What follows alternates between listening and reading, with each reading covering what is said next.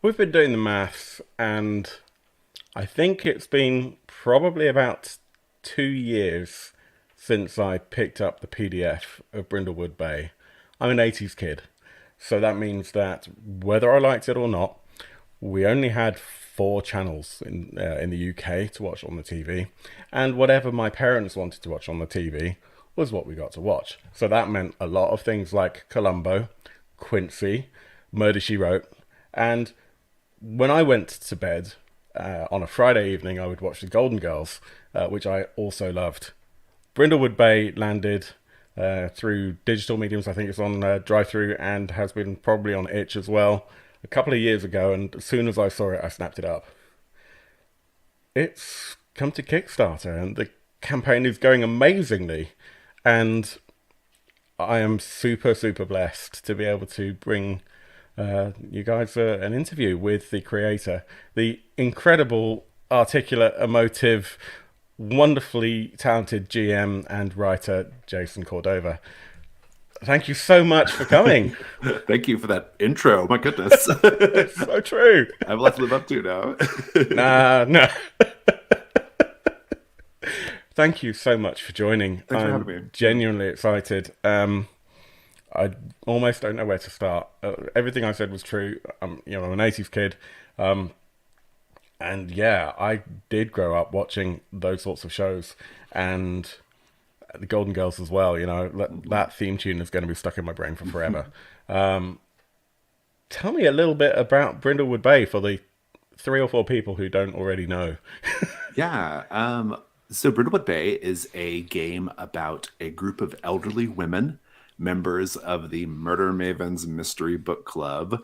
They are living their lives in Brindlewood Bay. They love mystery books, and they get wrapped up in helping the local authorities solve murders taking place in and around the town of Brindlewood Bay. As they investigate the mysteries, they start to become aware of a dark occult conspiracy that connects the murders, and they eventually have to face that dark conspiracy in order to save their community. That's about as succinct as I've ever done that. So It didn't have to be succinct. I mean, it's an amazing concept, and I thank love you. the idea that you're pulling together the kind of the Lovecraftian stuff. Hmm. You can always think of the again. I'm going back to the 80s, but like the Dennis Wheatley kind of satanic novels and this sort of stuff Yeah, yeah, mixed in with 80s TV pulp stuff. yeah, yeah. How on earth did you come up with this? I mean, tell us about yourself. I mean, what's your background, and Sure, yeah. how does that all meld together? My gaming origin story? I can do that. Yeah, do it.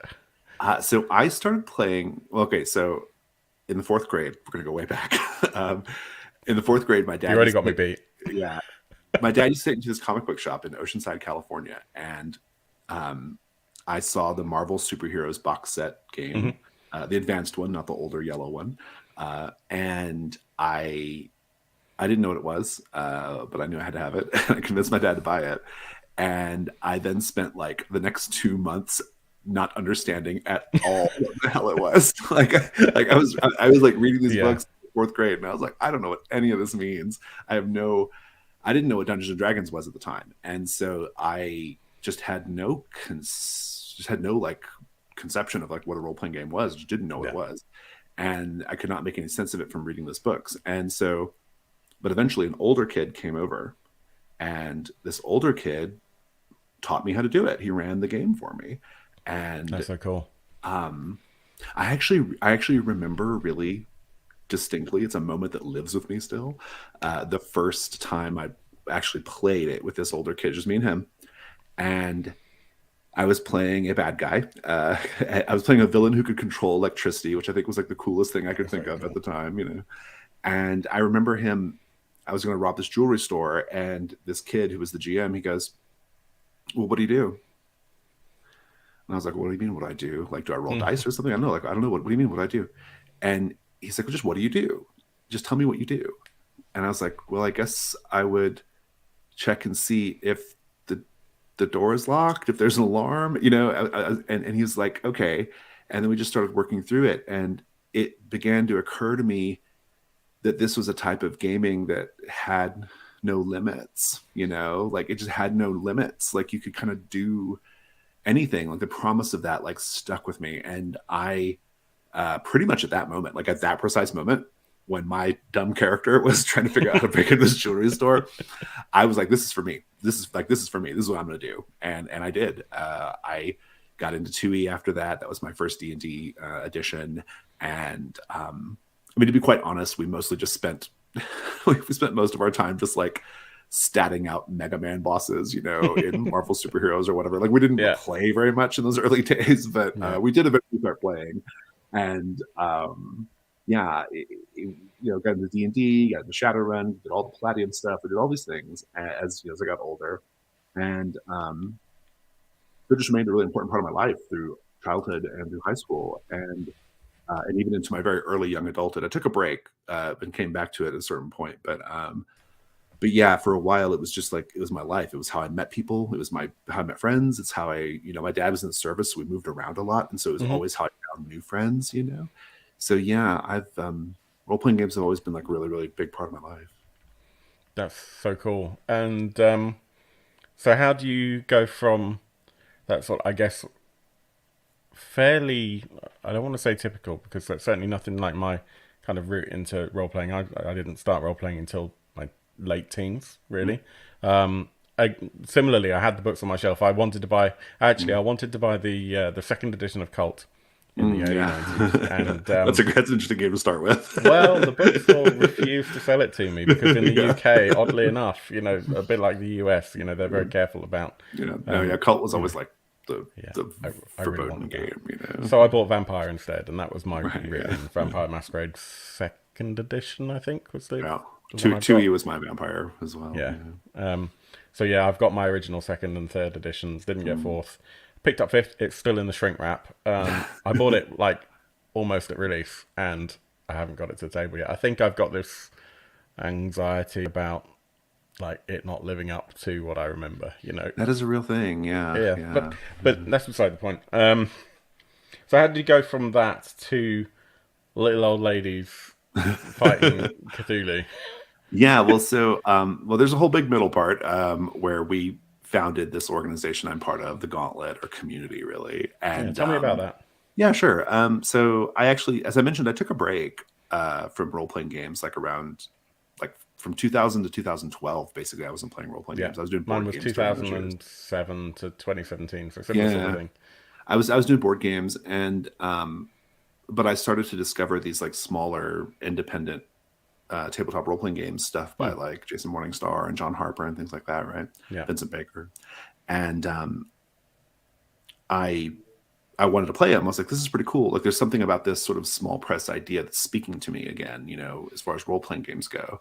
Yeah. And I wanted to get them to the table. And I actually had a job move me to Houston in 2013. And so I'm going to Houston with this like new desire to try out these new games, to get back into role-playing games maybe. And with nobody, I didn't know anybody in Houston. And so I found this G+ group called the Gauntlet, which was, RAP G+. This G+ group called the Gauntlet had like 20 members. It was totally inactive, but it was based in Houston. And so I posted, I was like, hey, I want to try these new games out. Is there anybody who'd be willing to like come try them out with me, you know? Yeah. And this one guy was like, yeah, sure. You can come play it at my office, like after hours on Fridays. We can do that. So we did Fridays after hours when the AC is off in Houston. For anyone who hasn't clocked, Houston, I presume Texas. It's a fucking swamp, is what it is. Yeah, it's a hot, rainy swamp. Yeah, absolutely. I mean, we don't have AC in the UK, but I mean, you know, we get maybe 2 or 3 days when it's actually hot. Yeah, you know, I mean, it's getting warmer every year. Houston is a muggy swamp paved over, basically, and that's in the winter. Yeah. But no, it was fun though. Like we would go on Friday nights. We started playing these games. We played a lot of the early like OSR type games. We played a lot of the smaller story games. We did do a little bit of traditional stuff too, like because sometimes just to get people in seats, we had to kind of like occasionally offer Pathfinder or whatever, you know. Right. But mostly we played the small stuff, and one night a week became 2 nights a week, became 3 nights a week. the Houston group still meets every Wednesday, and they have like 5 or 6 tables going, in this restaurant that they meet at. And so it just became like a thing that we did. And I eventually left Houston, but that's when the Gauntlet became more of an online entity. Like we started doing podcasts, and we started organizing online games, and we do a lot of online game organizing, probably 150 sessions a month, right? Yeah, and we have tremendous resources for online play. We've created online play resources for over 500 games, and that's available for anybody to access if they want. It just became kind of like a big part of my life, but it was not a business yet. It became a business when we started doing publishing, and we got really, really serious about the publishing part of it.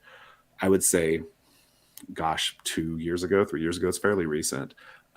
We had done a couple of Kickstarters for some smaller projects, but our first like kind of big project was Trophy, right? Which we kickstarted in early 2020 and is still being fulfilled, incidentally.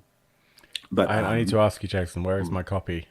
Coming, Where's yeah, my copy of Trophy? It's currently at a printer in Spain. It's fine, because So hopefully by the there's time a- it's yeah, fulfilling, yeah. I can move house. And But it's being printed in Spain, so you shouldn't have to pay VAT. I think we've got that sorted out. Well, I don't know, because don't know. we made this decision to leave the That is EU. So fair point. Yeah, fair point. But But yeah, we all so- really are completely behind that idea. But we finally got Trophy off to the printer, which is why we're now doing Brindlewood Bay. We have another big game too that's kind of where Brindlewood Bay was a year or so ago, called The Between. Yes, it's beautiful. And so yeah, that's our business. Is my day job now. I mean, I do this as my job, and it's awesome. It really is like publishing is really like kind of combined so many things I love about the hobby into like one experience. Like I'm taking the fact that I run games so often. I still run games 4 times a week. I take all that experience and I put it into our publishing. I take these techniques and this play culture, and I've tried to systematize it and codify it into these games so that they're like a special kind of experience. I think even within like indie and story game, kind of experiences, the games we publish feel a little different, right? And so, yeah, it's been great. And that's where Brindlewood Bay comes from. It's just Brindlewood Bay sort of,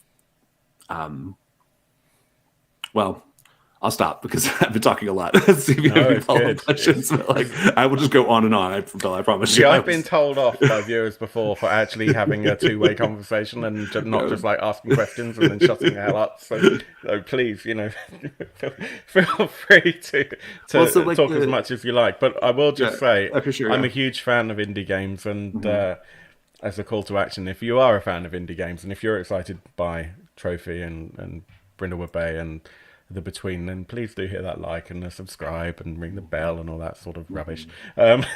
Please, because it really helps us to level up as a channel. But yeah, so Brindlewood Bay then is the second kind of major publishing thing that you're doing through Gauntlet Publishing. And in terms of the Gauntlet, for anyone who's interested, who wants a sense of a wider online community, I guess the easiest way to find that, you've got a Discord which you can get access to if you're a Patreon member. Is that correct? It's a little okay. So the Gauntlet is kind of a weird beast to get involved in.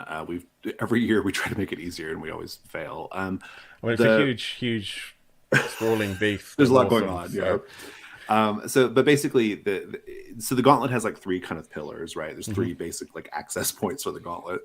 Online gaming, which is the best way to do that is to support us on Patreon, because you get RSVP priority to the games, and get invited to the Slack channel, which is where they organize all that. I'm not involved in that day to day, but that is a thing that happens.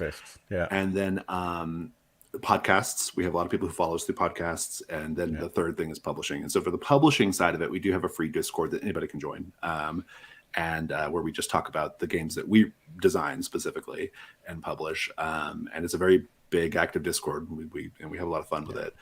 For the online game stuff, that's the Slack group, and the best way to get the Patreon is the best way to do that. So it's patreon.com/. Very cool. So, yeah. Very cool. So yeah, if you haven't done so and if you're interested, do check it out. I've been a member of the Gauntlet for a couple of years, and I'm one of those people who's paid in through Patreon and then doesn't do any of the stuff because I just keep forgetting, and Yeah, time zones, and we love those people too, though. Yeah, we you're just love them getting all. my money for nothing, so how did you decide to set Brindlewood where it is? How did you? Yeah, It's such an interesting setting. I mean, this this is whole idea of doing this kind of the Jessica Fletcher, Miss yeah, Marple, yeah. kind of Agatha Christie meets H.P. Lovecraft. Yeah, it's a great question. It's an interesting story, I think. So originally, the game I was working on was The Between. The Between is Oh, a game okay, about yeah. gothic monster hunters in London, or Hmm. gothic horror kind of monster hunting game set in London, Victorian London, and I was playtesting it in like late 2018 and having a good experience with it. But the problem I was running into was I knew I wanted it to be a mystery game, Mm, and I knew how to run the mystery from my head. Like I knew how to mm, like just do it ad hoc from my head. I did not know how to organize that and systematize it for anybody to do, right? yeah. And so I was really needing to come up with like a mystery system that spoke to how I wanted to do a mystery system in a game, right? Hmm. And so rather than write The Between several times in order to get it right, because The Between Yeah. was a pretty complicated game, or at least Hmm. playtest wise it was, I was going to write a smaller game. I said, I'm going to do a smaller game that just does murder mysteries in order to test out this mystery system. Like it's a sketch for the mystery system, right? Yeah. And so I was just kind of asking people on Twitter. I was like, what should my game be about? And someone said, I don't think there's a Murder She Wrote role playing game. And I was like, oh, I love that. I love Murder She Wrote. I watch Murder She Wrote all the time. And Dun, dun, dun, dun, dun. yeah, I see I the love it. typewriter in my head right now. Yeah, exactly. Yeah. So I thought, oh, that's a great idea. I should do that. Yeah, no one has done a Murder She Wrote game as far as I know, and so I will make that. And so that was kind of how it started. And then someone, I think it was Lowell Francis in the Gauntlet, I don't know, Mm. someone said, "What about Cthulhu She Wrote?" And I was like, "Whoa!" I was like, "That's it." I was like, "That's the idea, right?" Like, because the old joke, That's I'm amazing. sure you know this, the old joke was that the reason why all these murders were happening in and around Cabot Cove is because Jessica Fletcher did them all, right? Yeah, exactly. Yeah, and so it was almost like playing with that idea of like, well, there's a reason why all these murders are happening in this town. There's a conspiracy, right? There's an occult That's conspiracy. great. And so it just felt like the perfect idea. Like it really felt like one of those like lightning bolt kind of moments when someone said that. I was like, oh, that's the idea, right? And so I set to writing that game, and that's where the eventual little 40-page PDF came from. Hmm. Because I mean, it was essentially just a sketch for The Between, right? Right. But it took on its own life. It found its own fans, and it kind of became its own thing. And now we're having a great Kickstarter. We're really happy about that. And It's marginally successful. we're getting there. You just about hit your funding goal. Yeah, just about. We're just about there. But no, it's been awesome. And so now it kind of like sits beside The Between. The Between did eventually come out, and the two games are interesting because they actually like feed into each other. Like Brindlewood Bay has stuff from The Between has stuff from Brindlewood Bay, and they kind of like they're kind of hacks of each other, weirdly. Yeah, I get that. And of course, Brindlewood Bay features characters that were probably born at the time when The Between was set. Yeah. Ish. And because they're in Brindlewood Bay, and there's this kind of Lovecraftian cultist thing going on. Everyone lives longer than they should, so you don't realize it. And and also the time period Brindlewood Bay is set in is totally unclear. I've never said like what year it is. So yeah, it's actually about 60 years in the future, but they were all born in the 1800s. Yeah. But no, it's been great. And having the PDF out there, as you mentioned earlier, for like 2 years, has given the game time to really embarrassed. It's given the game time to like find its fans, to find people who really enjoy it. And so there's been tons of streams and APs and all that, and we love it. And it feels like we created something that like really resonates with a lot of people. That's exciting. Yeah. I mean, I bought it pretty much when it came out on drive-through, and it's been just sort of there on my digital bookcase, kind of nagging me, and I've got no excuse. I just haven't done it yet. But it's so easy to get to the table too. It's like the easiest game to get to the table. I know, but it's little things like I've got such a clear idea of how it should be, and then I'm a bit of a perfectionist, so This is like why you I haven't did opened it Vampire 5 yet. exactly that because I know what I want it to be, and I'm Right. really scared of it not being Yeah. that. And it's such a great system, and It will be that. I yeah, promise you. I know that. We'll do it. We'll do it soon. One of my patrons actually, 'cause we have a Patreon as well, link below, asked about playtesting. It was a really interesting question. I've edited it a little bit, but you mentioned that you had to do, an amount of playtesting for this. Mm-hmm. I mean, it's really interesting actually that this came out from playtesting of the Between, Mm-hmm. but this is a kind of a double question, I guess. How do you go about getting the most out of playtesting Mm-hmm. as both as an author and as a GM slash player? So what is useful for you as an author to actually get the most out of That's a your playtesting that's a and actually? terrific question. And I think the key thing for playtesting is to get going on it early. You don't need much of the game to be done to playtest it, right? You Right. just need enough of it to be done for you to know what you're doing when you're running it for someone. If it's an internal playtest, right? Obviously, Yeah. if it's an external playtest, that's different. But an internal playtest, you could be playtesting discrete parts of it, which is basically what I was doing with Brindlewood Bay. Or you can just be, you can just be operating off of some playbooks or character sheets that are just notes, what I'm getting at is a lot of people will sit on something and fiddle and fiddle and fiddle and be perfectionist about it, like at the stage when you don't need to be doing that, right?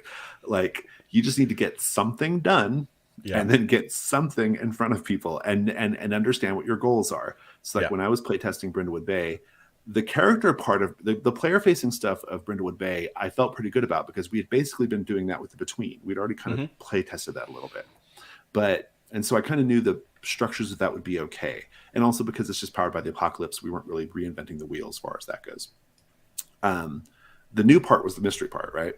And so I knew what I wanted out of the play tests, and we only did a few. But I knew what I wanted to like. I was like, I just need to make sure that this feeling of the mystery system feels the way I want it to feel. And we play tested it like, I don't know, 3 times. It wasn't that many times. And I felt good enough about it to proceed with writing, right?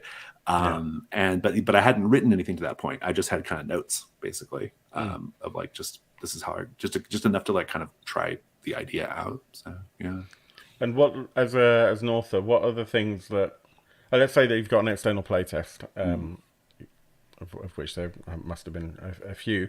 What are the things that you find the most helpful? Is there some kind of structure, or are there particular things that you like to have captured from players or from GMs that actually help you to? Yeah, I construct? can't. I mean, I've only written 2 games, so I can't like say I have too much experience with it. Because like when we put a game out, we have like a big group of people ready to play it, right? Like in the Gauntlet. So we have loads of just like organic resources for getting feedback on our games and stuff. But if I was taking it to like a convention, or if I was like going to run it with just like a group of people who we otherwise don't have a lot of connection to, I think the really key thing I think the main thing is just at the end, making sure that did everybody have a good time? Did the feedback more or less line up with your design goals? Like your design goals, that's a good starting point for doing anything, is like, what do I want my game to do? Brindlewood Bay, design goal, I want it to be about elderly women. Design goal, I want it to be a unique mystery system. Design goal, I want it to feel like you're actually solving a mystery. Like just know what you want your game to do, and then if the feedback lines up with that unprompted, then you're probably in good shape. But I can't say I've run a lot of like formal external playtesting, just because the way we do things is we put a thing out that we feel pretty confident in, maybe like 90% confident in. We put it out to the Gauntlet. The Gauntlet puts it through the ringer, and then we hear like how it goes. Great way of doing it. Yeah. We have a big sample size, so that really helps. We're very lucky in that way. So this is a loaded question. I already know the answer for this. You've already said that you go up around things like second edition Hmm. and things like Pathfinder as well were thrown into the mix. Hmm. So those systems are quite often, if not exclusively, quite often a very railroady, quite narrative, but very formulaic Can be, approach to yeah. gaming. Hmm. Not always, yeah, absolutely. But certainly if you're going to pick up like a module for one of Yes, those, or yeah. a pre-written scenario Mm. or campaign, they tend to be pretty linear. Yeah. Tell me about Brindlewood Bay's system, because I would Yeah. presume it's nothing like that. It doesn't have it has a certain type of linearity, but not the same kind for Hmm. sure. Because I actually I'm not I'm from a my philosophy is that linearity is not necessarily bad. I mean, look at Trophy Dark. That's a Yeah, really linear absolutely. game, I right? completely agree with you. Um, but that's like an embrace of linearity, right? To Yeah. bring the most out of it. Yeah. Um, You're screwed. Let's start the game. yeah, exactly right. Yeah, we know where this is going. Let's get there. No, it's a great question though. So here's the thing about Brindlewood Bay. I The way it works at high level is the murder mavens, these characters, they are presented with a murder, right? Like they're at a party or they're somewhere and someone gets killed, right? Hmm. And they are usually roped into figuring out who did it, right? Right. And so as a player, you can investigate however you want to. You can look at the body. You can go do research. You can get on your phone and Google something. You can go talk to other people in the scene. You can investigate however you want to do it. Hmm. And no matter how you do it, the keeper, which is what we call the GM, the keeper has a list of clues that they pick from, that they pick the one that makes the most sense in the moment and they Hmm. adapt it as they need to. Hmm. And they give you the clues. So no matter where you're looking, the mavens can find something. So there's Right. no limitation in terms of how you investigate. That's part one.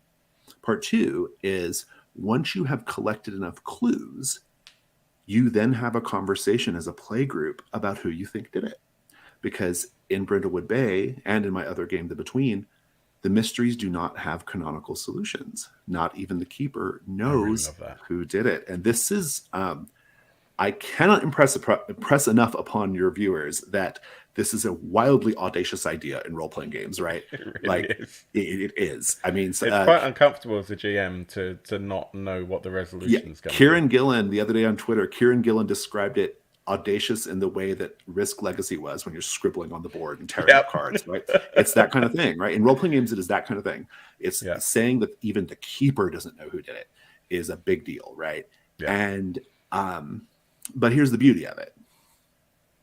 If I do say so myself, the beauty of it Yeah. is Cocky much? the beauty of it is it feels like you're solving a mystery, right? Like it Yeah. feels like you're Together. doing it, right? Yeah, together, yeah. Because I think where a lot of like mystery role playing games like kind of don't work for me, at least it's not my preference, is they want to convey a mystery in the way that a film or a book or a TV Hmm. show would do it, right? And role playing games, that's not necessarily tapping into the strengths of role playing games as a medium, right? Mm. Like in a film, we've got production values and actors. In a book, we have a forced perspective that gives you the clues in the order you're supposed to get it, right? We don't have that in a role playing game necessarily, or role playing games that try to do it don't have the same advantages that those other mediums have. Yeah. But the power of our medium is to say, we're going to lean into something that people are good at because we're people, which is telling stories together, right? Which is Yeah. talking to each other and telling stories to each other. We are going to put some rules around that, but we're basically going to like rely on that natural collaborative storytelling thing that we do as people. And so I think the positive response we've gotten for Brindlewood Bay's mystery system is even if they don't know why, that is why. It's because we're tapping into something that is a strength of the medium as opposed to trying to fit something else into role-playing games, right? Yeah. It is a very very like unusual idea. It's the kind of thing that a lot of people have to be convinced of, frankly. Like as you might imagine, I spend a lot of my time convincing people of it. But once you try it, I think most people get it once they try it, you know. And Yeah. And it's the way. There were games before mine that were getting pretty close to this. Games that have mysterious elements and have kind of an emergent quality to the mystery. Yeah. I do think that my game is the first one to really like tackle it on really directly and really like intentionally create a thing, a structure by which you could feel this way as you play. Most people say like the end part of it feels like that scene where Miss Marple or Poirot or like the end of Knives Out, like where they're like kind of they're explaining everything, right? Like it's like that, you know, it's that kind of scene. And of course, the beauty of it, and sorry to interrupt, the beauty is that even the keeper, the GM, gets to be surprised. Gets to have that, and you can have the most ridiculous solution. You could go out there as a party. You could decide, well, actually, we think it was this person because of insert these stupid reasons here. But if your clues add up, and if your die roll is successful, and everything aligns, that becomes your truth, right? Exactly. Well, and like what I think is great about it is one of the sort of things that can happen in it's not every game, but sometimes a play group will really hate one character, right? and they'll like intentionally try to like make it so that they're the person who did it, you know? And that's the fun of it, like shaping your story. You know? Why not? I've had it work because basically once you've done your theory, depending on how many clues you've worked into the theory, you get to that determines your bonus on the die roll, right? Right. And depending on the die roll, you're either successful or you're successful, or you're correct, but there's a complication, or you're just totally wrong and there's a bad complication. Yeah. And for the complications, it's sometimes fun to say, you know, you're correct, but the person, you know, you're correct, but like a member of your own family is going to be implicated in some way. So do you really want to go through with this? Like going to the authorities? Or sometimes if they get it wrong, if they get a miss on the roll, it's fun to, you know, not only were you incorrect, but the person you were trying to suggest as a suspect just got killed, right? You know, like, so you can have like fun, dramatic moments like that too. And that's really like, I mean, that mystery system is really the heart of the game. Yeah. It's so cool. And actually that calls back to me some of the rules in the books. So it's a PBTA, Powered by the Apocalypse derived system, right? But with this mystery element that we've spoken about. But some of the moves, so for anyone who hasn't played Powered by the Apocalypse, it is a highly narrative system, and basically you kind of say what you want to do, and then the GM will say, well, okay, that's encapsulated by this move out of this set of things that you can do. Then you roll your dice, and you know the quality of your result actually dictates then what happens, and the GM will weave that into the story with, you know, how the level of success.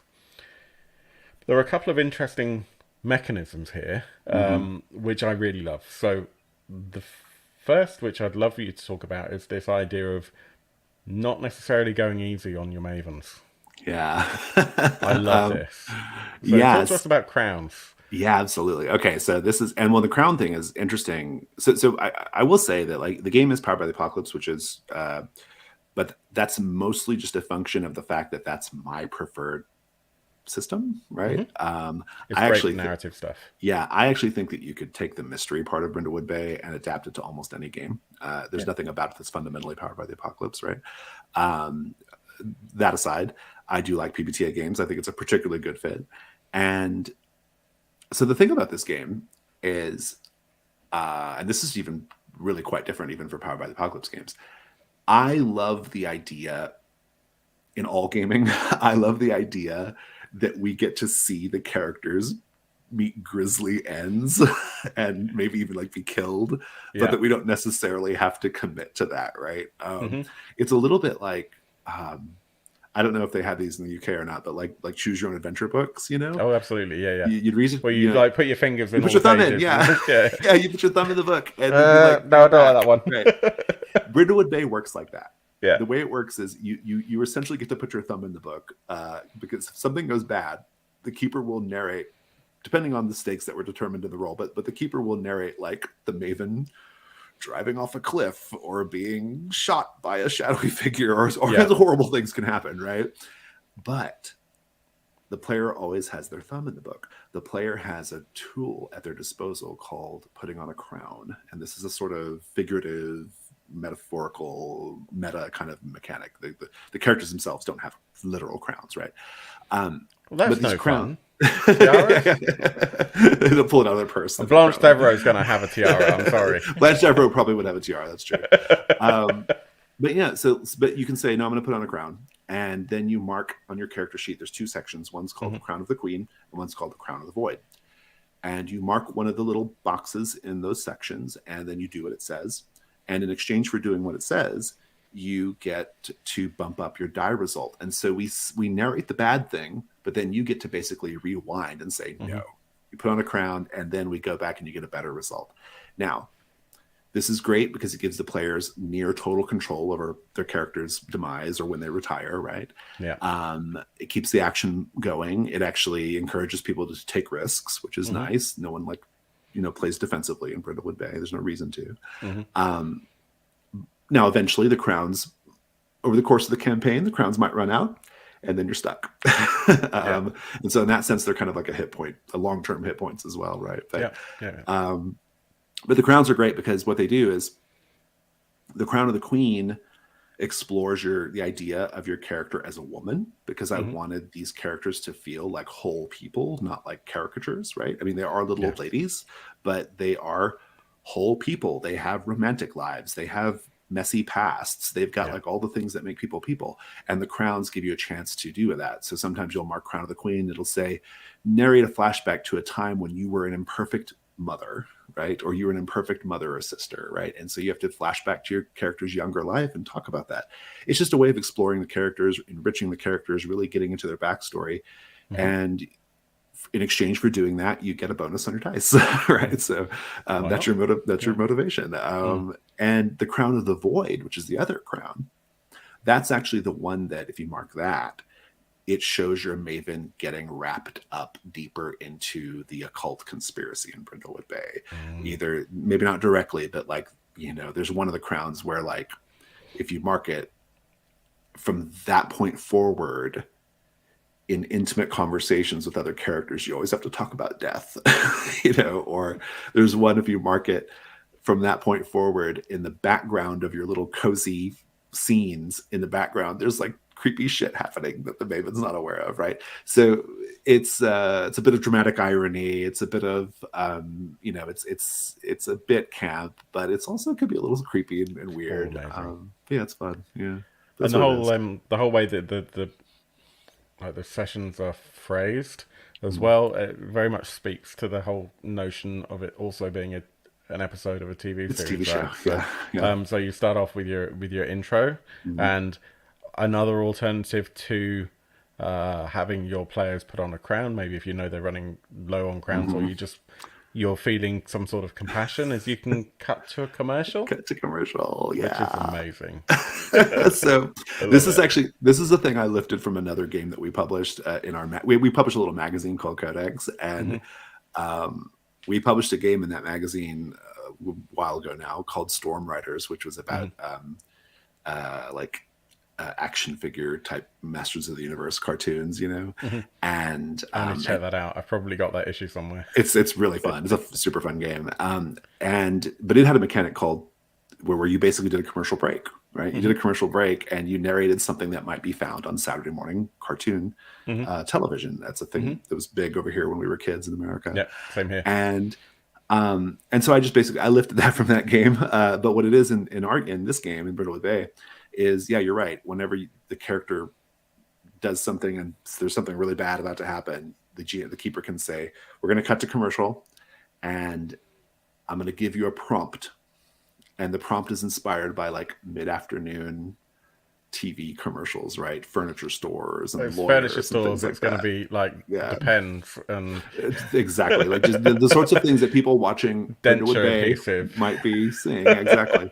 So you give them the prompt, and then maybe you come back to them in a minute, give them a chance to think about it. When you come back, they narrate a commercial inspired by the prompt. In exchange for that, their role becomes a 10+.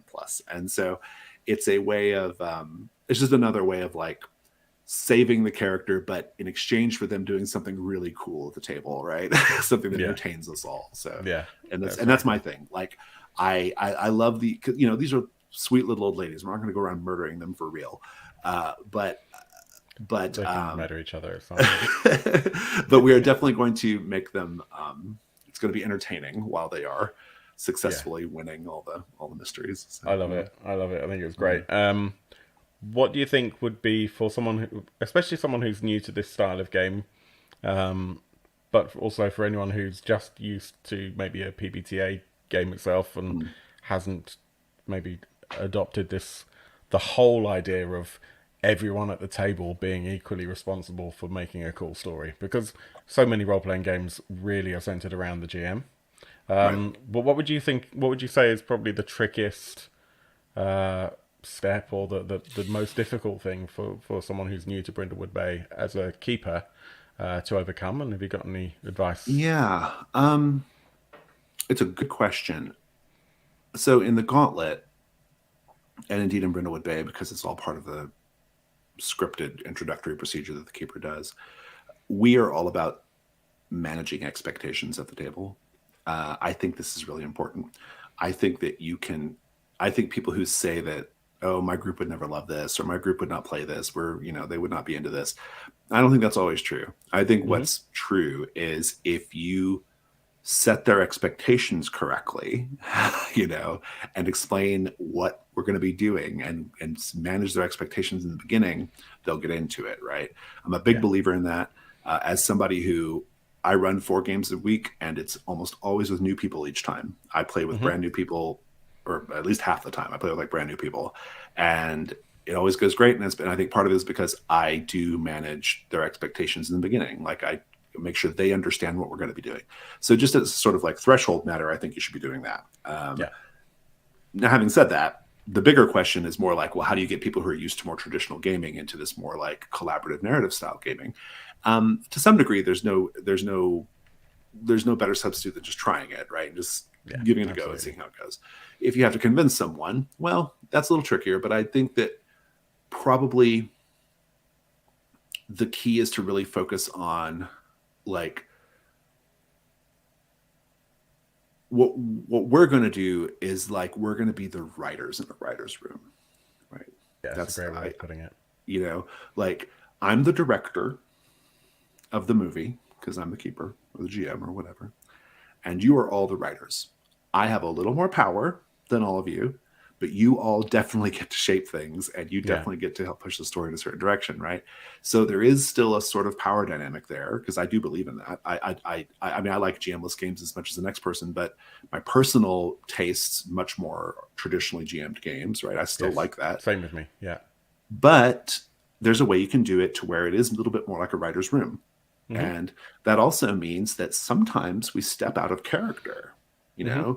We don't always just stay behind our character's eyes. We step out of character and we decide what will be best for the story as players, right? Yeah. That's another thing too.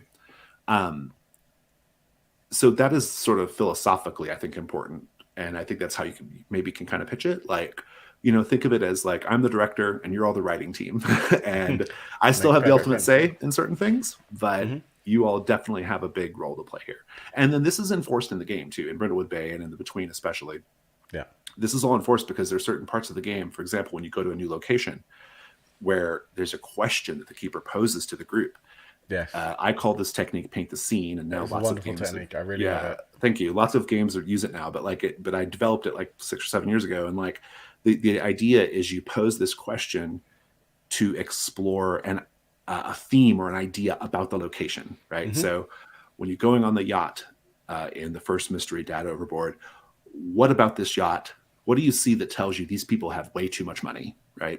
and then everyone thinks about it, and as they're thinking about it, they are formulating their own headcanon about what this yacht looks like. Well, but I then they noticed have that to speak. there's oak paneling, and as I look closely, I'm pretty sure that every single metallic surface is actual gold. Exactly, right.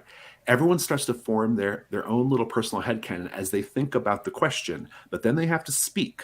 And as they speak, as a group, we're synergizing our headcanons. And so now at the end, we have painted the scene. We all have a more or less shared idea of what this place looks like, right? Yeah. And the first time you do that, honestly, it happens really early in Brindlewood Bay. The first time you do that, it really sets the table for like what kind of game this is going to be, right? Like it really, really like gets people are like, oh, okay, I get it. Like we get a say. We build the world, and I think you've done a great job also, even just with character creation, with the idea of your is it the cozy items, where basically you have already told everyone at the table a little bit about who you are, your background, what you did before you retired, about your late husband, where your kids are, or your what pets you have, and then others around the table. And this reminded me a bit of there'll be many games that do this, but specifically Invisible Sun by Monty Cook Games, where the idea that your people around the table choose your neighborhood. Basically, the idea that your peers then say, well, these are the items that are near and dear to you, that you've kept hold of. Oh, my husband loved sailing. Oh, well, you've got a compass. Right. You've got this lovely compass. And you've always got it near. You just sometimes you just like to reminisce to him pulling that out of his pocket and just looking at it for no apparent reason, because he likes to. Yeah, and what I love about that moment, you're right. That's a character creation. This is when that happens.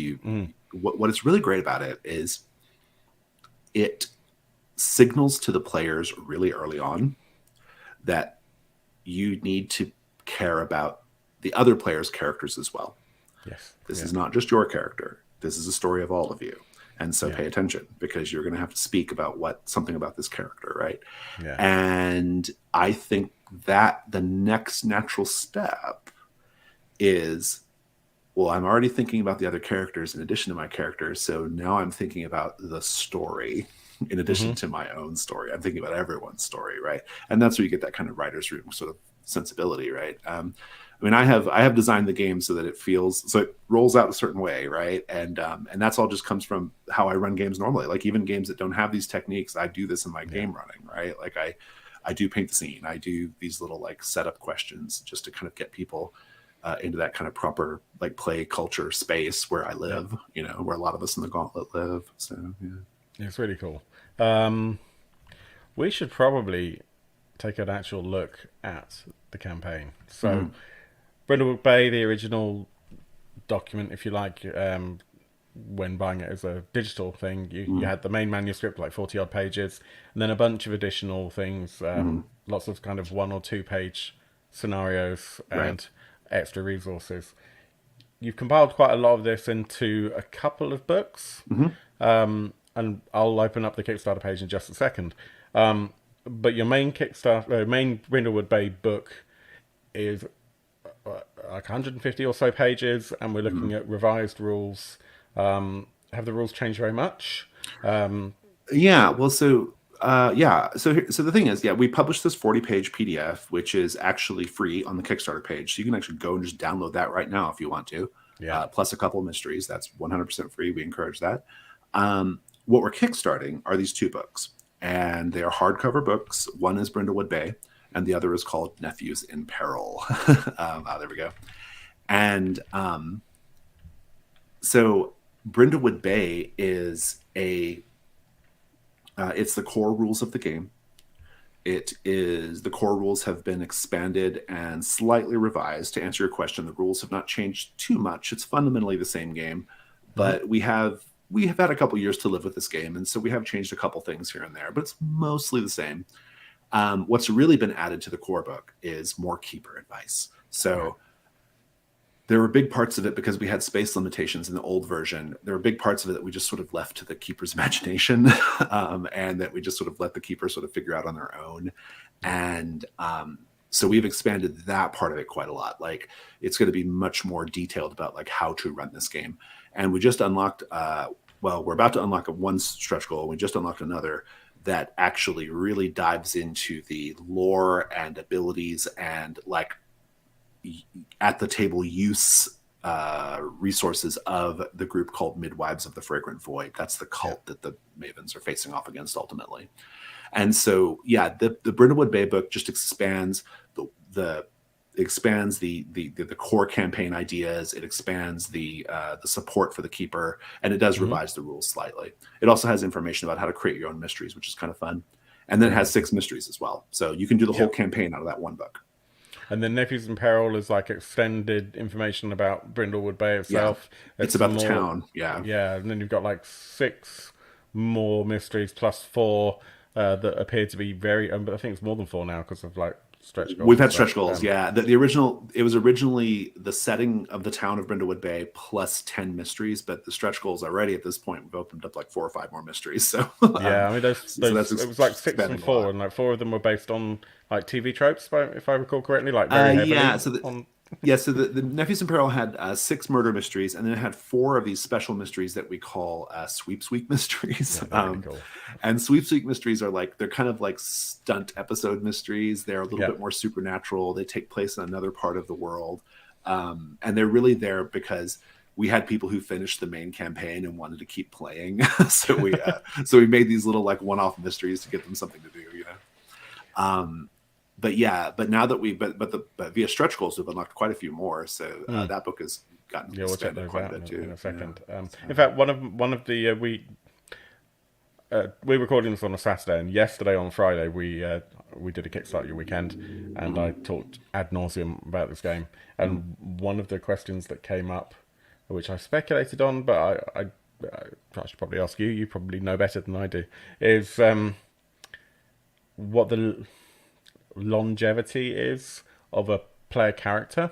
Would you anticipate that it is likely that your Maven would last through several campaigns, for example? No, That's what I thought. the timing ends up being about, the Mavens have exhausted about 3/4 of their crowns by the end of the campaign, the main campaign. So you can probably play like 4 or 5 more sessions. These Sweeps Week mysteries, you can do that afterwards. The Sweeps Week mysteries also have their own crowns on them, so that does extend their life a little bit because they don't have to rely on their own crowns on their sheet. They can tap into the specific ones for that Sweeps Week mystery.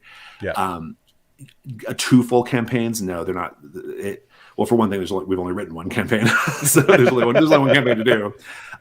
Having said that, I can't say anything yet. But having said that, we do have other stretch goals planned that might change that up a little. And you're doing pretty well. I mean, the goal was $10,000, $10,000 US, and you're at 190,000. Yay! I'm glad. I didn't know until you just said it. Yeah, that's great. I love it. $190,000, which is amazing. And with 30 days to go. So yeah. Oh gosh, yeah, that well, yeah. And I'm super proud to say that I'm back at number 11. So you've got my money. 11's a good number too. Shut up and take my number. My money. But it's not just these 2 books. No, it is not. So there is a Kickstarter exclusive. Yes, there is. For those of us that really, really want to cook an Imperial, we have the option to learn. And let me grab the image and scroll down. Sorry for it's down a little way. Mouse stuff in the background. You're almost you there. can see all this amazing art as well. Keep going. I love this one. Isn't that great? It's so good. Yeah, the artist is Julia Ferry. She's so great. I was trying to think of what the style reminds me of, and I mean, I guess mostly it's just the 80s kids novels. Yeah. So let's talk about since you did talk about the art, I do want to say that the artist is Cecilia Ferri, an Italian. She is a children's art or children's book illustrator from Italy, out of Oslo, though. And we've worked with her before on other projects, but this is the biggest project we've worked on together. This looks nothing like Trophy, I just got to say. No, it's nothing like Trophy, no. But here's the thing. The art, I chose this style. We developed this style. The idea was we wanted it to have a roundness and a softness. Yes. Because it's like a lure. Because what we want to happen is you see this like, oh, this like little cuddly, soft grandmothers, you know, and like it's very soft, whimsical, almost not quite whimsical, but kind of in that territory, cozy feel. But then as you play, you start to realize this shit is really weird, actually. Like it's actually really goddamn weird, and it's getting weirder as we keep playing, and it might even get scary at a certain point. And that's the sort of like bait and switch of Brindlewood Bay. We've hinted at it in the new artwork for the cover. I love that, by the way. In fact, you can just about see, behind us. You can see the Cthulhu-esque Lovecraftian tentacles coming out of the water. The full cover. In fact, let me just switch back up to the top so you can see that properly. But it still has that softness, you know. It's still got lovely. that like. Yeah, The it's got palette that is, softness and the color palette and yeah, everything. exactly. It's great, and then you're just like, oh, wait a minute, that's not a water fountain. Exactly right. But no, but that was kind of what we wanted. We had this like really specific idea that we were gonna go for this really intentionally soft, warm, inviting style, which is what Yeah, Chile is really good at. And but that's sort of like just the that's your first exposure to the game, and it yeah. is for the first few sessions. That's what it is. But then as you play, it gets like deeper and darker, and that's the magic of it. I believe anyway. So, And the yeah. community cookbook The is cookbook, yes, Kickstarter it exclusive. is. It is a cookbook, but it's It is. a heavily annotated cookbook. Yes. And we can see here some ideas of the annotations. By the way, peanut butter and jelly scones. I mean, I'm presuming that scones are in the US what they are here, which are Uh, kind of a bit like biscuits. like a sweet biscuit here. Yep. Yeah. Yeah. In the UK, obviously, what we call biscuits is what you guys call cookies, although we have cookies as Right. well, which are different from American cookies. No, they're the same as American cookies, but they're a Yeah. specific thing. So, And now you know why my game is set in New England. yeah, I'm interested to see how you've done with the between. Well, it's Set in I Old have England. lots of help. I Yeah. have lots of UK based help on that I one. mean, I say that, but I've got the between. I just need to actually sit down and read it Yeah, because, yeah, again, I picked that up on drive-through, and then like it became free for Gauntlet, and I'm like, damn it, I just bought that. so yeah, apologies. I don't mind. No, And yeah, the cookbook. So yeah, it is a functional cookbook. The idea is, I don't know if they have this in the UK, but over here we have these like church fundraiser cookbooks where they basically must exist. churches, Yeah, churches will like local members of the church will submit their recipes and they'll make this cookbook in order to raise money for whatever event they're raising money for. And these cookbooks usually are a little shoddy. They usually are. The pages look like they've been photocopied on, or they have clip art. Like they're just usually not great. there's someone else's production. recipe originally, and then they've been passed down. And they've been put in someone else's journal Right, or personal cookery book as a copy of a copy of a copy, and that's then been photocopied into this. Well, you can cookbook, see and then, from this layout that we have chosen ghastly fonts, and I and hadn't noticed. and we have made that the pages look like it's supposed to look really really hinky, right? And Yeah. in order to like give it that like found object quality, but it is a functional cookbook. The recipes all work. There's about 100 recipes in the book, and various types of recipes. And but here's the real twist, right? All these notes that you're seeing. Why do I keep thinking of sea monsters? Exactly. She found all the tools, but she didn't tell anyone. Why? Yeah. All She knew these about notes. the land deal. Sorry, go on. No, it's okay. If you go through the cookbook and you're reading all the notes, you are solving a solo mystery. It's a solo mystery RPG in the margins, right? And there's space in the back to make your own notes, and there's a little procedure for determining if you're right. It's essentially kind of an adaptation of the core system, but for one player, and more of a journaling type thing. But you go through it and you kind of put together, and what we're hoping is people who get the cookbook will like share their own theories, like when they run through it, like how what they decided who the killer was and all that. But the idea is you found this cookbook at a garage sale and it has a Murder Maven's notes in it, right? That's amazing. Yeah, we actually got that idea from there's a Spanish version of the original Brindlewood Bay, and for their version, what they did was they did these notes in the margins, and they didn't have a game purpose. They were just for like flavor, but we thought it was a great idea. We're like, oh, we're stealing that.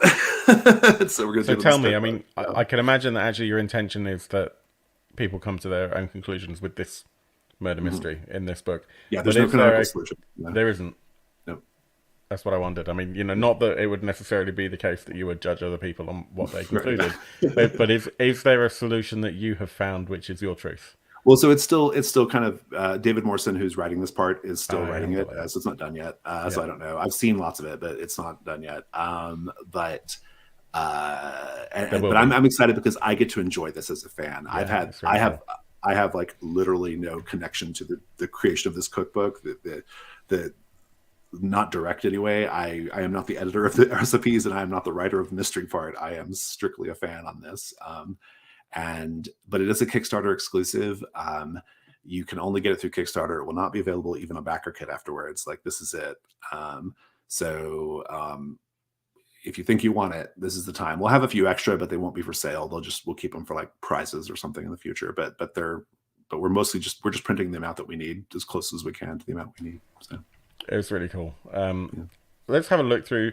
We're not going to like list all the stretch goals, but I think it's really important to just kind of hint at the success that we're getting. There's a lot going on. There's a lot going on here. Yeah. Unlocked, unlocked, unlocked, unlocked, unlocked, unlocked, unlocked, unlocked, unlocked, unlocked, unlocked, and now we have here. two locked currently. This one is super important to me. The $200,000. Yeah, I this think is the one where closest I'm. to my heart. This Again? This is the one closest to my heart. This one and the last one. When I think about this project and I think about what I want Brindlewood Bay to be, these last two stretch goals, the one we're working on now and the one we just unlocked, they are like the power of Kickstarter, right? The power of crowdfunding, because I did not previously have the space or the resources to create this kind of content, because this content essentially expands the supernatural part of the game. It expands the occult part of the game, which was previously left to the imagination of the keeper. This is the kind of thing that we didn't have the space to do before, and or the resources to do, and now we're going to, and that's really exciting. It's really cool, and so it means a lot to me, because it's like I'm getting to make the game that I wanted to make, and I've been thinking about for 2 years. So that's really, really exciting.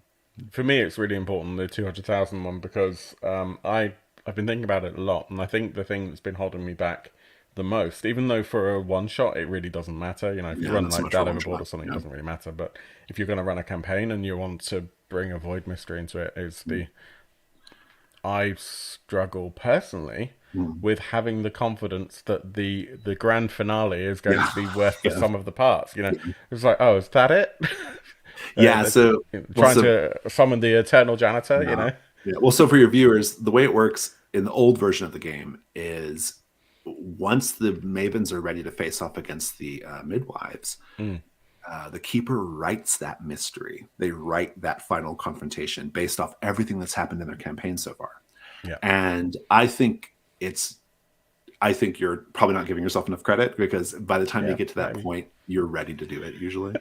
Nevertheless, what we're going to do with this new stretch goal, the one at 200K, is we're going to basically like seed some stuff for keepers in the beginning. So like before you start the campaign, you have some things to work toward, or you have some things you can work in or be conscious of in the beginning. And I think that's going to help keepers a lot. So, I must confess, I had presumed that, and it's clearly my misinterpretation, that what with you needing to provide void clues fairly early on, depending on how your characters have been built, or what they take as improvements or advancements, that therefore a lot more of that void mystery would have already been fleshed out. So that's kind of interesting that you don't have to have everything already predetermined. It's I'm a big believer in like the grand finale of any campaign. I've talked about this on one of my podcasts. The grand finale of any campaign, in my opinion, should always come from the table. I love the big, enemy within finale as much as the next person, right? But I think that like the grand finale of a big campaign, or even a small campaign like Brindlewood Bay, it's going to be so much more meaningful and special to the group if it features side characters that you're familiar with, if it features themes that you've been playing with, if it features, like it should feel like your campaign, which is why I insist that the keeper write that final mystery, right? And you don't have to like sit and like write every part of it, just enough to do it, right? Like just enough to play it. But a number of times I've run a scenario and I haven't finished writing the ending by the time we get it to the table, and you just go, well, let's see what happens. Yeah, you just like, exactly. You just what happens. Because so most of the campaign, you've got these mysteries that are themselves like pretty kind of built for like improv and collaboration, right? They're not like super strict, but they nevertheless provide some structure. But then at the end, you really doing like your tables, the end of your tables campaign. It should feel unique to your group. It should feel like a reward for everything you've done, right? It should feel like a big finale reward. But what we're going to do with this new stretch goal is we're going to give you, as the keeper, we're going to give you a lot more information about just the midwives as an organization and as their powers and their abilities, so that you can already start thinking ahead about what that final moment looks like. So yeah, So exciting. yeah. So exciting. I just remembered you need to change that brand back so you can see how you can get hold of Jason if you want to. Mm-hmm. I presume that's accurate. If That you is, want to yep. get hold That of works. him Yep. in Well, on I Twitter, have my own Twitter as well. That's just yeah, Jason Cordova 6. But yeah. because the other five have, those clones have gone. But I Frank was the Computer sixth. says that. I was the sixth Jason Cordova on Mindspring. Do you remember that? Oh Back in the early gosh, 2000s. yeah. So that's always You been my just put that number. forward. Just kept being number 6. So. Oh gosh. Um, yeah, there are a few different pledge tiers for Brindlewood Bay. I'm not going to run through them all, but basically, you've got the digital options, and then you've got the print options with 1, 2, or 3 books for Brindlewood, Nephew's Apparel, and of course the cookbook. I think they're priced really well. I like that you haven't gone rock bottom for the PDF pricing, because I don't think enough people appreciate how much of the cost of a book is not the print. It's the everything else. It's the art. It's the the layout. printing, the actual printing of it can, in some cases, be the cheapest part, right? Depending on Yeah, I mean, okay, shipping is complete, yeah, ball ache right now, but that's not even covered in the pricing here. So I'm a big advocate for actually having a PDF that represents how much work it is to get something Well, to it's the two table. And PDFs I think too. you've done It's still a pretty good exactly. deal. But I think you've done a great job with the pricing. I think the game's gonna be amazing. The books, certainly the first 2 are around 150 pages each, I presume. Roughly, they might end up being a little bigger with stretch goals now, but Yeah, true. we're in that neighborhood. Yeah. Yeah, So, and something similar for the cookbook, do you think? oh wait, sorry. Page count for the cookbook? Yeah. Probably about 100. Yeah. We're that's still a little up in the air, but based off the amount of recipes we have and the scope of the game David's writing, we think about 100 pages. So. Awesome, and they're going to look amazing on the shelf. Jason, we've hit over an hour, so we might want to give that beautiful voice of yours a rest. I'm so grateful. I hope all of you have enjoyed this interview, and if you have, then please hit like and subscribe. Let us know in the comments what you think. Have you already backed? Are you excited? Did you back Trophy? Did you get the Between? If you didn't, then you need to check that out as well. But yeah, where can people find you if they want more? I recommend following, well, actually, just the website is great, gauntlet-rpg.com. That's the best place, the clearinghouse of everything we do. So, yeah, absolutely. We'll be back on Friday coming up. Presuming that you're watching this fairly recently to when we recorded, we've obviously got the Blade Runner RPG to talk about, which is coming out onto Kickstarter in a couple of days at time of recording. But more importantly, I'm sure we're going to have a bunch of Brindlewood Bay stuff coming your way once I get some time and sort out this house moving thing. We really want to get it to the channel, and I've got no excuses anymore because it's freaking awesome. Jason, thank you so much for your time. I really appreciate it. Yeah, thank you everyone for joining, and until next time, I hope your dice rolls are way better than mine. Take care, everyone.